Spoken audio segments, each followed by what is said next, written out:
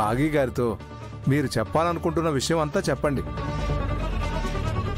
అక్కడ చిత్ర మనోహర్ ఉంటారేమో. ఇప్పటికే చాలా ఆలస్యమైంది మేడం. ఈరోజు మీరు నిజం చెప్తే రేపు బాగీ మేడం వాళ్ళు నిజమైన పండగ జరుపుకుంటారు. అది నిజమే. నేనే వెళ్తాను.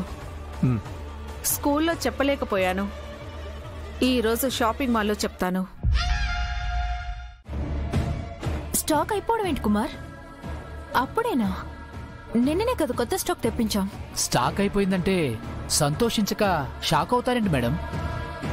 ఇంట్లో సరుకులు అయిపోతే షాక్ అవ్వాలి, షాపులో సరుకులు అయిపోతే సంతోషించాలి మేడం.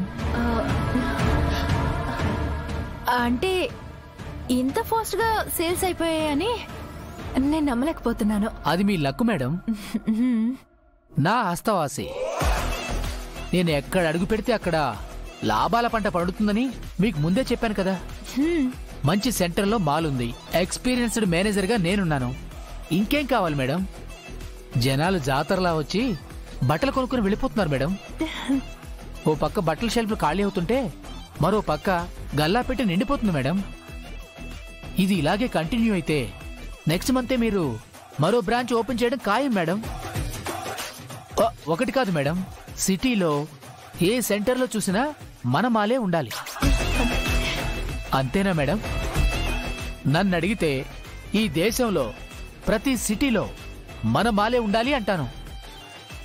అతి త్వరలో టెక్స్టైల్ ఇండస్ట్రీలోనే టాప్ మోస్ట్ బిజినెస్ ఉమెన్ అవడం ఖాయం మేడం.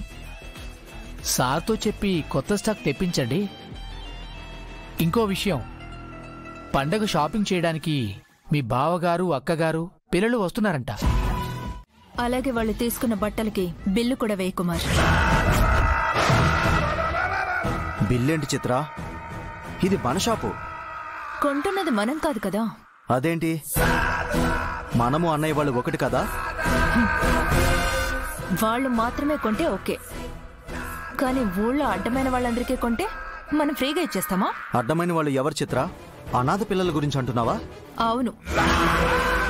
మీ అన్నయ్య వాళ్ళకి మాత్రమే కొంటే 10,000 20,000 అవుతుంది. అందరికీ కొనుక్కుంటూ పోతే 1,00,000 పైన అవుతుంది. అంత డబ్బు మాత్రం మనం దానం చేయలేం. ఆ డబ్బు మనకిచ్చింది అన్నయ్యని మర్చిపోకు. అంటే ఇచ్చినట్టే ఇచ్చి మళ్ళీ ఇలా వెనక్కి తీసేసుకుంటారా? అప్పుడు దాని సహాయం అనరు, వాడుకోవడం అంటారు. ఎవరిని ఎవరు ఉపయోగించుకుంటున్నారు చిత్ర? మనమా వాళ్ళ? చూడు వినోద్, బంధుత్వం బంధుత్వమే, వ్యాపారం వ్యాపారమే. రెండిటికి ముడిపెట్టకూడదు. ఓకేనా కుమార్? మేడం, ₹1 వదలకుండా అన్నిటికీ బిల్ చెప్పించి మిగతాది నేను చూసుకుంటాను. Okay madam.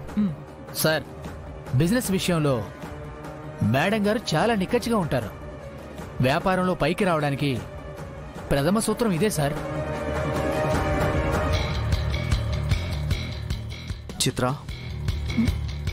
నువ్వేనా ఇలా మాట్లాడుతుంది?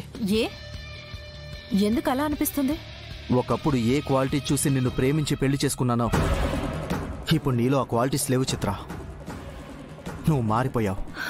బాగుంది వినోద్. ఒకప్పుడంటే నేను ఒంటరిని, కానీ ఇప్పుడు నాకు ఒక ఫ్యామిలీ ఉంది. ఆ మాత్రం స్వార్థం ఉండదా?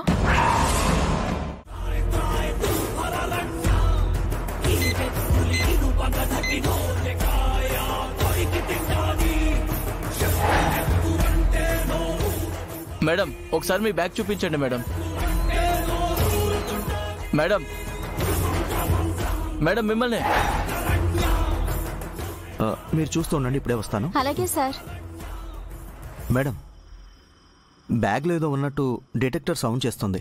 ఆ బ్యాగ్లో ఏముందో సెక్యూరిటీకి చూపించండి.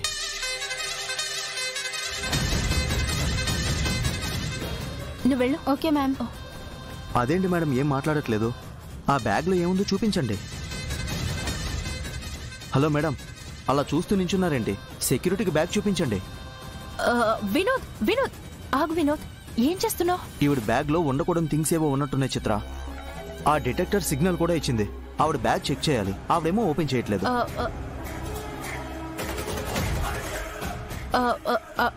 అంటే వినోద్, ఆవిడ మన రెగ్యులర్ కస్టమర్. ఆవిడనిలా ఇన్సల్ట్ చేయకూడదు. ఇందులో ఇన్సల్టే ఉంది చిత్ర. ఇది ప్రతి షాప్లో జరిగే రెగ్యులర్ ఫార్మాటే కదా. అయినా సరే వినోద్, రెగ్యులర్ కస్టమర్స్ ని మనం అవమానించకూడదు కదా.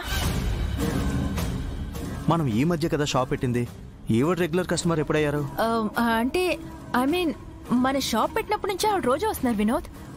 రోజు వస్తుంటారా? ఈవిని ఫస్ట్ టైం చూస్తున్నాను చిత్ర.